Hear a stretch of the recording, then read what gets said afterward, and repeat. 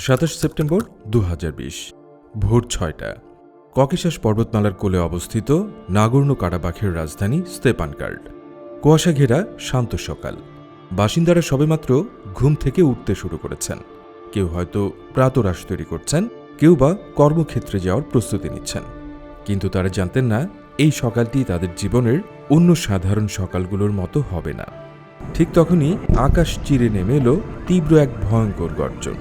কিছু বুঝে ওঠার আগেই বিকট বিস্ফোরণে কেঁপে উঠল পুরো শহর। আজারবাইজানের ড্রোন আর আর্টিলারির আঘাতে মুহূর্তেই গড়িয়ে গেল একের পর এক বহুতল ভবন। বাতাসে ছড়িয়ে পড়ল পোড়া বারুদ আর মানুষের আর্তনাদ। সাইরেনের কর্কশ শব্দে ঘুম ভাঙল নগরবাসী। আতঙ্কিত নারী ও শিশুরা প্রাণ ভয়ে ছুটতে শুরু করল মাটির নিচের বাংকারের দিকে। এটি কোনো সাধারণ সীমান্ত সংঘর্ষ ছিল না। এটি ছিল দীর্ঘ ৩০ বছর ধরে জমে থাকা ক্ষোভ, অপমান আর প্রতিশোধের এক চূড়ান্ত বহিঃপ্রকাশ। ১৯৯৪ সালের যুদ্ধবিরতির পর এটাই ছিল দুই দেশের মধ্যে সবচেয়ে বড় সংঘাত। টানা ৪৪ দিন ধরে চলা এই যুদ্ধ ককেশাসের মানচিত্রকে এঁকে দিয়েছিল নতুন করে। কিন্তু কেন? মাত্র ৪,৪০০ বর্গ কিলোমিটারের এক পাহাড়ি জনপদ নিয়ে কেন আর্মেনিয়া আর আজারবাইজান বারবার লিপ্ত হয় এমন রক্তক্ষয়ী যুদ্ধে? কেন সোভিয়েত ইউনিয়নের পতনের পর এই ভূখণ্ডটি পরিণত হয়েছে পৃথিবীর অন্যতম এক ফ্ল্যাশ পয়েন্ট বা বারুদের স্তূপে, যেখানে শান্তি চুক্তি মানেই কেবল পরবর্তী যুদ্ধের প্রস্তুতি? পাহাড় ঘেরা এই জনপদের মালিকানা আসলে কার, আর্মেনিয়ার নাকি আজারবাইজানের? আর এর পেছনে পরাশক্তিদের ভূরাজনীতি বা কতটা দায়ী? এসব প্রশ্নেরই উত্তর খোঁজার চেষ্টা করব আদ্যপান্তর আজকের পর্বে।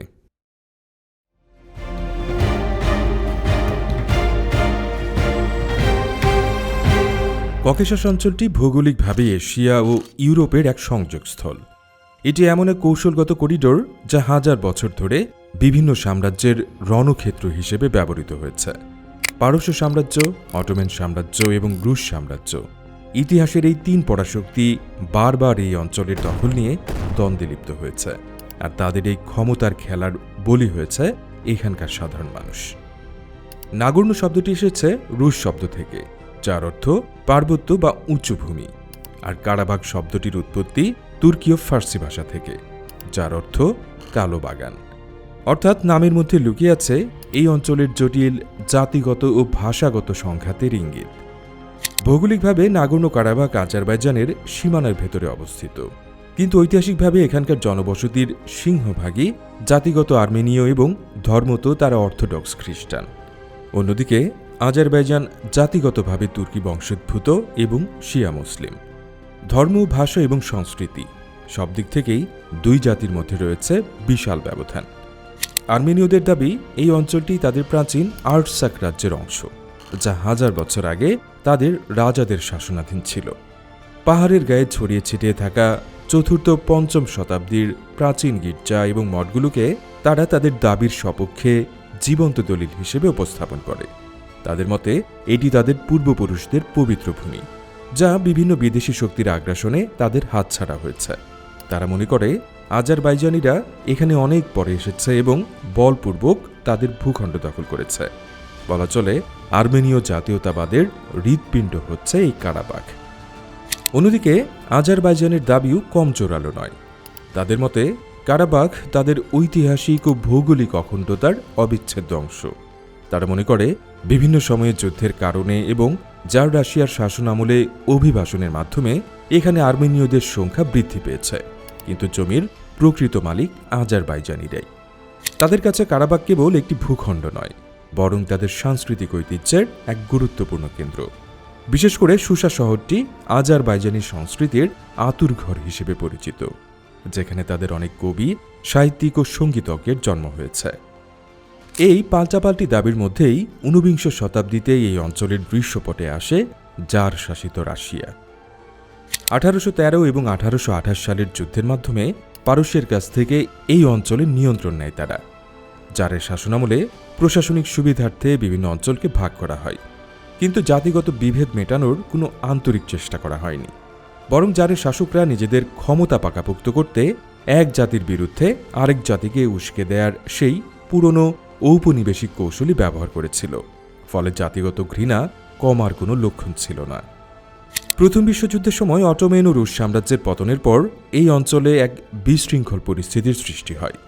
1918 সালে আর্মেনিয়া এবং আজারবাইজান উভয় দেশই স্বাধীনতা ঘোষণা করে, আর স্বাধীনতা লাভের পরপরই কারাবাখের নিয়ন্ত্রণ নিয়ে দুই দেশের মধ্যে শুরু হয় এক ভয়াবহ রক্তক্ষয়ী যুদ্ধ। গ্রাম জ্বালিয়ে দেওয়া হয়, সাধারণ মানুষকে হত্যা করা হয়। হিংস্রতার এক চূড়ান্ত রূপ দেখে ককেশাস। সেই যুদ্ধের রেশ না কাটতেই 1920 সালে ককেশাসের দৃশ্যপটে হাজির হয় বলশেভিকরা। সোভিয়েত লাল ফৌজের পদভারে প্রকম্পিত হয় পুরো অঞ্চল। তাদের বিশাল শক্তির সামনে টিকতে না পেরে আর্মেনিয়া ও আজারবাইজান উভয়ই তাদের স্বাধীনতা বিসর্জন দিতে বাধ্য হয়। জোরপূর্বক সোভিয়েত ইউনিয়নের অন্তর্ভুক্ত করা হয় দেশ দুটিকে। আপাত দৃষ্টিতে মনে হয়েছিল সমাজতন্ত্রের ছাতার নিচে জাতিগত ভেদাভেদ ভুলে সবাই এক হয়ে যাবে, কারণ সমাজতন্ত্রে জাতি বা ধর্মের চেয়ে শ্রেণীর সংগ্রামই বড়। কিন্তু বাস্তবে ঘটেছিল ঠিক তার উল্টোটা।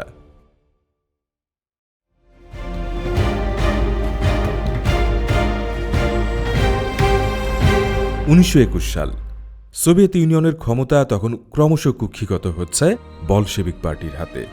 ককেশাসের ভাগ্য নির্ধারণে এক গুরুত্বপূর্ণ বৈঠকে বসেন সোভিয়েত ইউনিয়নের জাতিগত নীতি বিষয়ক কমিশনার জোসেফ স্টালিন। তার একটি কলমের খোঁচায় নির্ধারিত হল এই অঞ্চলের কোটি মানুষের ভবিষ্যৎ। শেষ পর্যন্ত যা আজকের এই সংঘাতের মূল বীজ বপন করে দেয়। শুরুতে বলশেভিকরা প্রতিশ্রুতি দিয়েছিল যে নাগর্নো কারাবাখকে আর্মেনিয়ার কাছে হস্তান্তর করা হবে। এর পেছনে যুক্তি ছিল খুবই পরিষ্কার। সেখানকার জনসংখ্যার 90%-এরও বেশি ছিল জাতিগত আর্মেনীয়। ভৌগোলিক ও সাংস্কৃতিকভাবেও তাদের নারীর টান ছিল ইয়েরেভানের সাথে। আর্মেনীয় বলশেভিক নেতারাও তাই আশা করেছিলেন যে ন্যায় বিচার পাওয়া যাবে। কিন্তু ভূরাজনীতির জটিল সমীকরণে ন্যায় বিচারের চেয়ে স্বার্থই বড় হয়ে দাঁড়ায়। তুরস্কের তৎকালীন নেতা মুস্তফা কামাল আতাতুর্ক তখন বলশেভিকদের সাথে সুসম্পর্ক গড়তে চাইছিলেন। অন্যদিকে সোভিয়েত ইউনিয়নও চাইছিল তুরস্ককে নিজেদের প্রভাব বলয়ে রাখতে। তুরস্কের আপত্তি এবং আজারবাইজানের তেল সমৃদ্ধ বাকু অঞ্চলের কৌশলগত গুরুত্ব বিবেচনা করে স্টালিন তার সিদ্ধান্ত পরিবর্তন করলেন। 1923 সালে এক বিতর্কিত সিদ্ধান্তের মাধ্যমে নাগর্নো কারাবাখকে একটি স্বায়ত্তশাসিত ওব্লাস্ট বা অঞ্চল হিসেবে আজারবাইজান সোভিয়েত সোশ্যালিস্ট রিপাবলিকের অন্তর্ভুক্ত করা হয়। এটি ছিল আর্মেনীয়দের জন্য এক বিশাল আঘাত। ভৌগোলিকভাবে এই অঞ্চলটি আর্মেনিয়া থেকে বিচ্ছিন্ন ছিল না, কিন্তু প্রশাসনিকভাবে একে আজারবাইজানের পেটের ভেতরে ঢুকিয়ে দেওয়া হয় এবং আর্মেনিয়া থেকে বিচ্ছিন্ন করার জন্য লাচিন করিডোরের মতো কৌশলগত এলাকাগুলো আজারবাইজানের নিয়ন্ত্রণে রাখা হয়। স্টালিনের এই নীতির নাম ছিল ডিভাইড অ্যান্ড রুল, অর্থাৎ ভাগ করো ও শাসন করো। তিনি জানতেন দুই প্রতিবেশীর মধ্যে যদি একটি বিরোধপূর্ণ অঞ্চল জিইয়ে রাখা যায়, তবে তারা সবসময় একে অপরের ভয়ে তটস্থ থাকবে এবং নিরাপত্তার জন্য মস্কোর মুখাপেক্ষী হয়ে থাকবে। কেউ চাইলেই মস্কোর নিয়ন্ত্রণ উপেক্ষা করে স্বাধীন হতে পারবে না বা শক্তিশালী হয়ে উঠতে পারবে না। সোভিয়েত শাসনামলে প্রায় 7 দশক ধরে এই ক্ষোভ ছাই চাপা আগুনের মতো জ্বলছিল। বাহ্যিকভাবে মনে হতো সবকিছু শান্ত। সোভিয়েত প্রোপাগান্ডায় দেখানো হতো বিভিন্ন জাতির মানুষ সুখ শান্তিতে বসবাস করছে, কিন্তু ভেতরে ভেতরে বৈষম্যের অভিযোগ ছিল প্রবল। কারাবাখের আর্মেনীয়রা অভিযোগ করত আজারবাইজান সরকার তাদের সংস্কৃতি ও ভাষাকে অবদমন করছে এবং এই অঞ্চলকে ইচ্ছাকৃতভাবে অর্থনৈতিকভাবে পিছিয়ে রাখছে। তারা আরও অভিযোগ করত বাকু সরকার আজারবাইজানিদের এই অঞ্চলে বসতি স্থাপন উৎসাহিত করছে। মাঝে মধ্যে ছোটখাটো বিক্ষোভ হলেও মস্কোর কঠোর শাসনে তার বেশি দূর এগোতে পারত না। কেউ মুখ ফুটে কিছু বলার সাহস পেত না, কারণ সেক্ষেত্রে তার পরিণতি হতো সাইবেরিয়ার শ্রম শিবির নয়তো মৃত্যুদণ্ড। কিন্তু 1980-র দশকের শেষের দিকে যখন মিখাইল গর্বাচেভ ক্ষমতায় আসেন, তখন পরিস্থিতি বদলাতে শুরু করে। গর্বাচেভ গ্লাসনস্ট বা মুক্ত আলোচনা এবং পেরেস্ট্রোইকা বা পুনর্গঠন নীতি ঘোষণা করেন। মানুষের বাক স্বাধীনতা কিছুটা হলেও বাড়ে, আর সেই সুযোগেই দীর্ঘদিনের জমে থাকা ক্ষোভ আগ্নেয়গিরির লাভা স্রোতের মতো বেরিয়ে আসে। 1988 সালে নাগর্নো কারাবাখের আঞ্চলিক আইনসভা একটি ঐতিহাসিক প্রস্তাব পাশ করে, যেখানে তারা আজারবাইজান থেকে বেরিয়ে আর্মেনিয়ার সাথে যুক্ত হওয়ার ঘোষণা দেয়। এই প্রস্তাব ছিল আজারবাইজানের সার্বভৌমত্বের উপর সরাসরি আঘাত। আজারবাইজান সরকার এবং জনগণ এটি কোনোভাবেই মেনে নিতে পারেনি। শুরু হয় বিক্ষোভ, ধর্মঘট এবং সংঘর্ষ। আর্মেনিয়া এবং আজারবাইজানের বিভিন্ন শহরে দাঙ্গা ছড়িয়ে পড়ে। বিশেষ করে আজারবাইজানের সুমগাইতো বাকুতে আর্মেনীয়দের উপর হামলার ঘটনা পোগ্রোম বা জাতিগত দাঙ্গা হিসেবে পরিচিতি পায়। একইভাবে আর্মেনিয়া থেকেও হাজার হাজার আজারবাইজানিকে তাদের ভিটে মাটি থেকে বিতাড়িত করা হয়। প্রতিবেশীরা, যারা এতকাল পাশাপাশি বসবাস করে আসছিল, একে অপরের বাড়িতে যাতায়াত করত, তারা রাতারাতি একে অপরের জানমালের শত্রুতে পরিণত হল। ট্রেনে, বাসে, রাস্তায় সবখানেই চলে হত্যাযজ্ঞ। সোভিয়েত সেনাবাহিনী পরিস্থিতি নিয়ন্ত্রণে আনার চেষ্টা করলেও তা কোনো কাজেই আসেনি। আসলে বিশাল সোভিয়েত ইউনিয়ন তখন নিজেই ভাঙনের মুখে। তাই ককেশাসের এই আগুন নেভানোর সামর্থ্য বা ইচ্ছা কোনোটাই তাদের ছিল না।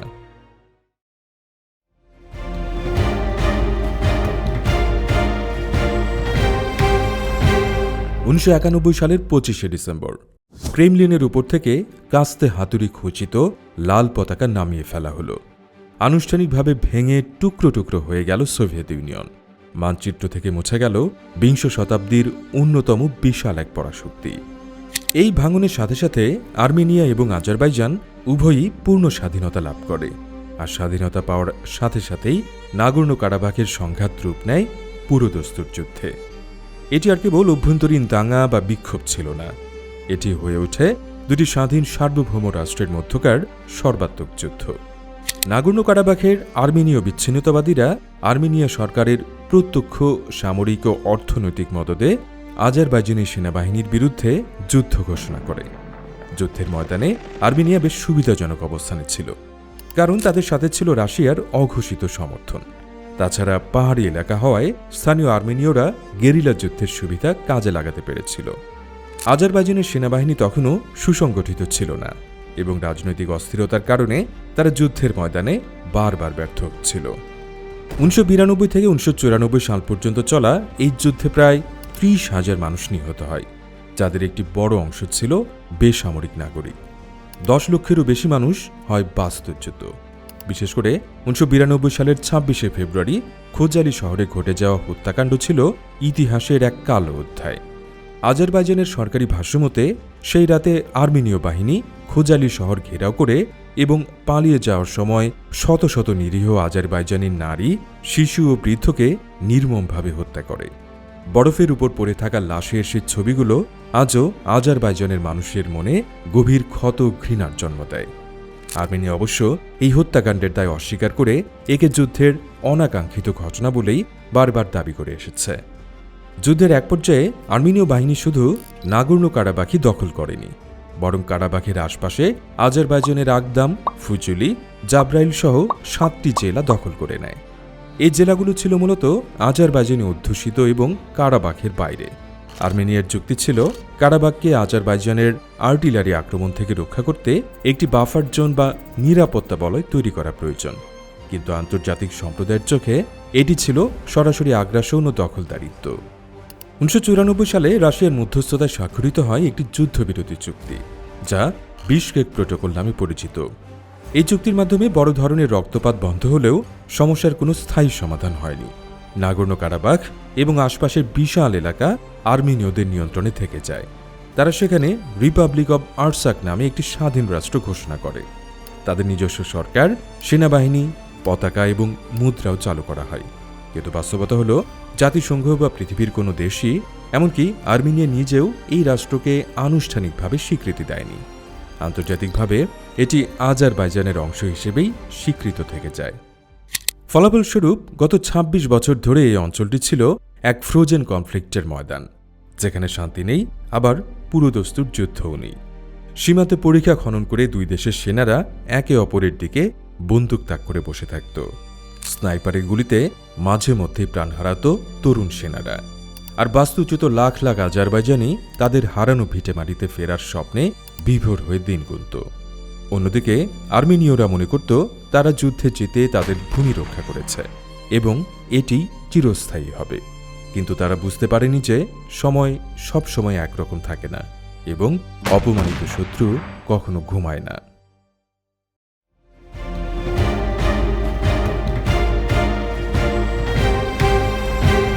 1994 থেকে 2020 দীর্ঘ 26 বছরে ককেশাসের ভূরাজনীতি, অর্থনীতি এবং শক্তিমত্তার সমীকরণে আমূল পরিবর্তন আসে, যা আর্মেনিয়া হয়তো তখনও পুরোপুরি বুঝে উঠতে পারেনি।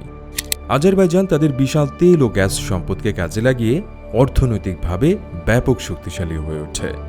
কাস্পিয়ান সাগরের তলদেশ থেকে তোলা কালো সোনা বা তেল এবং প্রাকৃতিক গ্যাস বাকু তিবলিসের জেহান পাইপলাইনের মাধ্যমে ইউরোপে রপ্তানি করে তারা বিলিয়ন বিলিয়ন ডলার আয় করছিল। এই অর্থের এক বিশাল অংশ তারা ব্যয় করে নিজেদের সামরিক বাহিনীকে আধুনিক ও শক্তিশালী করার কাজে। প্রেসিডেন্ট ইলহাম আলিয়েভ অত্যন্ত ঠান্ডা মাথায় দীর্ঘমেয়াদী পরিকল্পনা নিয়ে এগোচ্ছিলেন। তিনি তুরস্কের সাথে সামরিক জোট গড়ে তোলেন এবং ইসরায়েলের সাথে কৌশলগত সম্পর্ক স্থাপন করেন। তুরস্কের কাছ থেকে কেনা হয় বিশ্বখ্যাত বায়োরাক্তার টিবিটো ড্রোন, যা আধুনিক যুদ্ধের মোড় ঘুরিয়ে দিতে সক্ষম। ইসরায়েলের কাছ থেকে আনা হয় হারুপ কামিকাজে ড্রোন এবং দূরপাল্লার মিসাইল। রাশিয়া থেকেও তারা কেনে প্রচুর আধুনিক অস্ত্র। আজারবাইজানের লক্ষ্য ছিল একটাই, যে কোনো মূল্যে তাদের হারানো ভূখণ্ড পুনরুদ্ধার করা। অন্যদিকে আর্মেনিয়া অর্থনৈতিকভাবে ছিল দুর্বল এবং অনেকটা স্থবির। তাদের সামরিক বাহিনী ছিল মূলত সোভিয়েত আমলের পুরনো অস্ত্রের উপর নির্ভরশীল। তাদের ট্যাঙ্ক, আর্টিলারি এবং রাডার সিস্টেমগুলো ছিল মানধাত্তার আমলের। তারা ভেবেছিল রাশিয়ার সাথে তাদের সামরিক চুক্তি এবং কারাবাখের দুর্গম পাহাড়ি ভৌগোলিক সুবিধা কাজে লাগিয়ে তারা আজারবাইজানকে সহজেই ঠেকিয়ে রাখতে পারবে। তারা আরও বিশ্বাস করত যে আন্তর্জাতিক সম্প্রদায় বা রাশিয়া যুদ্ধ শুরু হলে হস্তক্ষেপ করবে। এই অতিরিক্ত আত্মবিশ্বাসই তাদের কাল হয়ে দাঁড়ায়। 2020 সালের জুলাই মাসে সীমান্তে দুই পক্ষের মধ্যে ছোটখাটো সংঘর্ষ হয়, যাতে আজারবাইজানের একজন উচ্চপদস্থ মেজর জেনারেল নিহত হন। এই ঘটনাটি আজারবাইজানের মানুষকে ক্ষুব্ধ করে তোলে। হাজার হাজার মানুষ বাকুর রাস্তায় নেমে আসে এবং যুদ্ধের দাবিতে স্লোগান দিতে থাকে। সরকার বুঝতে পারে এখন আর অপেক্ষা করার সময় নেই। অবশেষে 2020-এর 27 সেপ্টেম্বর আজারবাইজান শুরু করে সর্বাত্মক অভিযান। এবারের যুদ্ধ ছিল 1990-এর দশকের যুদ্ধের চেয়ে সম্পূর্ণ ভিন্ন। এটি ছিল 21 শতকের আধুনিক প্রযুক্তি নির্ভর যুদ্ধ। সমরবিদরা একে বলছেন ড্রোন ওয়ার। যুদ্ধের প্রথম দিন থেকেই আজারবাইজান তাদের বায়োরাক্তার ড্রোন দিয়ে আর্মেনিয়ার এয়ার ডিফেন্স সিস্টেমগুলোকে অকেজো করে দেয়। এরপর আকাশ থেকে নিখুঁত নিশানায় ধ্বংস করা হয় আর্মেনিয়ার শত শত ট্যাঙ্ক, আর্টিলারি এবং বাংকার। আর্মেনীয় সৈন্যরা পাহাড়ি বাংকারে বসে বুঝতেই পারছিল না কোথা থেকে মৃত্যু নেমে আসছে। 44 দিনের এই যুদ্ধে আজারবাইজান একে একে জাবরাইল, ফুজুলি, জাঙ্গিলান এবং কুবাদলি জেলা পুনরুদ্ধার করে। আর্মেনীয় বাহিনী পিছু হতে বাধ্য হয়। যুদ্ধের চূড়ান্ত মোড় ঘুরে যায় যখন আজারবাইজানের বিশেষ বাহিনী দুর্গম পাহাড় ও জঙ্গল ডিঙিয়ে কারাবাখের কৌশলগতভাবে সবচেয়ে গুরুত্বপূর্ণ শহর এবং সাংস্কৃতিক রাজধানী সুসা, যা আর্মেনীয়দের কাছে সুসি নামে পরিচিত, সেই শহর দখল করে নেয়ার পর। সুসা শহরটির অবস্থান একটি উঁচু পাহাড়ে এবং এখান থেকেই কারাবাখের রাজধানী স্তেপানকার্ড নিয়ন্ত্রণ করা যায়।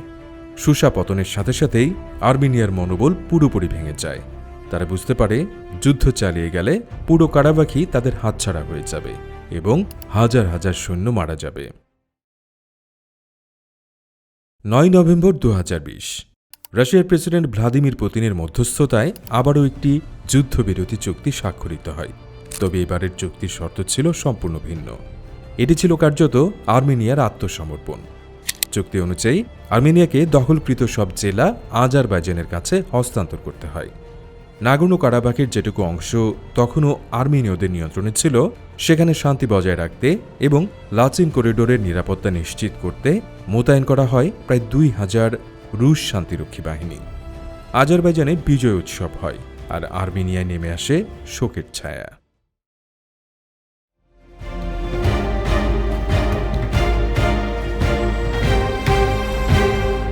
2020 সালের যুদ্ধের পর মনে হয়েছিল পরিস্থিতি কিছুটা শান্ত হবে এবং হয়তো কোনো কূটনৈতিক সমাধানও পাওয়া যাবে। কিন্তু আজারবাইজানের চূড়ান্ত লক্ষ্য ছিল কারাবাখ থেকে আর্মেনীয় বিচ্ছিন্নতাবাদীদের সম্পূর্ণ উচ্ছেদ এবং বাকুর পূর্ণ সার্বভৌমত্ব প্রতিষ্ঠা। তারা কোনোভাবেই তাদের ভূখণ্ডের ভেতরে আরেকটি সরকার বা বিদেশি সেনার উপস্থিতি মেনে নিতে রাজি ছিল না। 2022 সালের ডিসেম্বর থেকে আজারবাইজান লাচিন করিডোর অবরোধ করে রাখে। পরিবেশবাদী আন্দোলনের নামে শুরু হওয়া এই অবরোধ পরে সরকারি চেক পয়েন্টের রূপ নেয়। এই করিডোরটি ছিল কারাবাখের সাথে আর্মেনিয়ার যোগাযোগের একমাত্র রাস্তা। ফলে কারাবাখের ভেতরে থাকা প্রায় 1,20,000 আর্মেনীয় খাদ্য, ওষুধ, জ্বালানি এবং নিত্য প্রয়োজনীয় পণ্যের তীব্র সংকটে পড়ে। সুপারমার্কেটের তাকগুলো খালি হয়ে যায়। হাসপাতালে ওষুধের অভাবে চিকিৎসা ব্যাহত হয়। মানবিক বিপর্যয়ের দ্বারপ্রান্তে পৌঁছে যায় অবরুদ্ধ জনপদ। আর্মেনিয়া আন্তর্জাতিক সম্প্রদায়ের কাছে সাহায্যের আবেদন জানালেও কার্যকর কোনো পদক্ষেপ দেখা যায়নি। রাশিয়া তখন ইউক্রেন যুদ্ধে পুরোপুরি ব্যস্ত। তাই ককেশাসে তাদের মনোযোগ ও প্রভাব দুটোই নাটকীয়ভাবে কমে গিয়েছিল। তাছাড়া আজারবাইজানের সাথে রাশিয়ার বাণিজ্যিক ও কৌশলগত সম্পর্কও গুরুত্বপূর্ণ হয়ে উঠেছিল। ফলে রুশ শান্তিরক্ষীরা অনেকটা নীরব দর্শকের ভূমিকা পালন করে। অবশেষে 2023 সালের 19 সেপ্টেম্বর আজারবাইজান তথাকথিত সন্ত্রাস বিরোধী অভিযান শুরু করে। তাদের অভিযোগ ছিল আর্মেনীয় বিচ্ছিন্নতাবাদীরা মাইন পুঁতে আজারবাইজানি পুলিশ ও বেসামরিক নাগরিকদের হত্যা করছে। মাত্র 24 ঘণ্টার এই ঝটিকা অভিযানে কারাবাখের আর্মেনীয় বিচ্ছিন্নতাবাদী বাহিনী পুরোপুরি ভেঙে পড়ে। তাদের গোলাবারুদ ফুরিয়ে যায় এবং বাইরের কোনো সাহায্য পাওয়ার আশাও ছিল না। বাধ্য হয়ে 20 সেপ্টেম্বর তারা আত্মসমর্পণের ঘোষণা দেয়। আজারবাইজানের শর্ত মেনে তারা তাদের অস্ত্র সমর্পণ করে এবং তাদের বহু বছরের লালিত স্বপ্ন রিপাবলিক অব আর্টসাক বিলুপ্তির ঘোষণা দেয়। 2024-এর 1 জানুয়ারি থেকে এই প্রজাতন্ত্রের কোনো অস্তিত্ব থাকবে না এমন ডিক্রি জারি করা হয়। এর মাধ্যমে 3 দশকেরও বেশি সময় ধরে চলা একটি স্বঘোষিত রাষ্ট্রের পতন ঘটে। ভয় আর আতঙ্কে কারাবাখ ছাড়তে শুরু করে জাতিগত আর্মেনীয়রা। তারা আশঙ্কা করেছিল আজারবাইজানিরা তাদের উপর প্রতিশোধ নিতে পারে বা তারা জাতিগত নিধনের শিকার হতে পারে। মাত্র কয়েকদিনের মধ্যে 1 লক্ষেরও বেশি আর্মেনীয় নিজেদের ঘরবাড়ি, জমি জমা, এমনকি গবাদি পশু ফেলে আর্মেনিয়ায় পালিয়ে যায়। দীর্ঘ গাড়ির সারি, ট্রাকে ভরা আসবাবপত্র আর মানুষের চোখে মুখে অনিশ্চয়তার ছাপ। এই দৃশ্যগুলো বিশ্ব বিবেকের কাছে এক মানবিক ট্র্যাজেডি হিসেবে ধরা দেয়। 1000 বছরের পুরনো জনপদ, যেখানে একসময় গির্জার ঘণ্টা বাজত, শিশুদের কোলাহল ছিল, তা মুহূর্তের মধ্যে এক জনশূন্য ভুতুরে নগরীতে পরিণত হয়।